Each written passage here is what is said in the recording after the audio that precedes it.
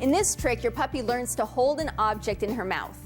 Some puppies like to hold things in their mouths and will be able to hold the item the first time you offer it to them.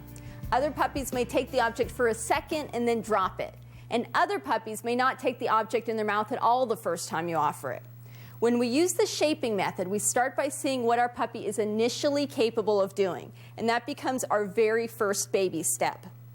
When we teach a puppy to hold an object in her mouth, we use the shaping method, which means we start with the smallest increment in that behavior. So all I'm going to do is ask JD to hold the toy in her mouth for a split second.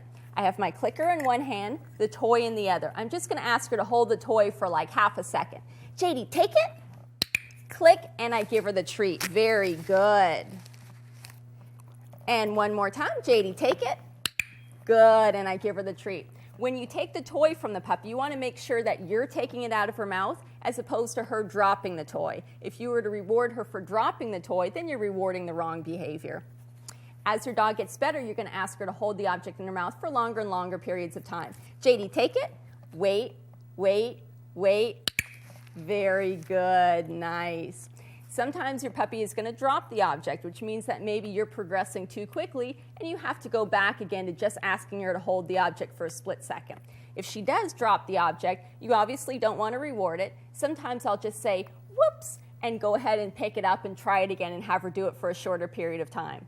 Now, some puppies don't want to take the object in their mouth. For those puppies, I'll try using an object that they really like holding in their mouth, one of their favorite toys. I'll even use sometimes a wrapped piece of string cheese.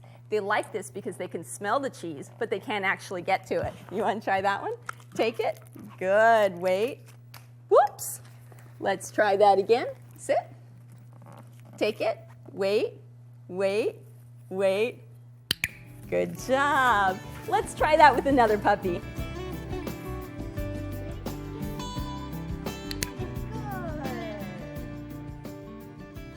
Now it's time to up the ante and require your puppy to hold the item slightly longer. If you find that your puppy is no longer successful, regress to a point where she was successful and train at that level for a while to help her regain her confidence. Some dog breeds enjoy holding things in their mouths more than other breeds, but all breeds can learn this trick.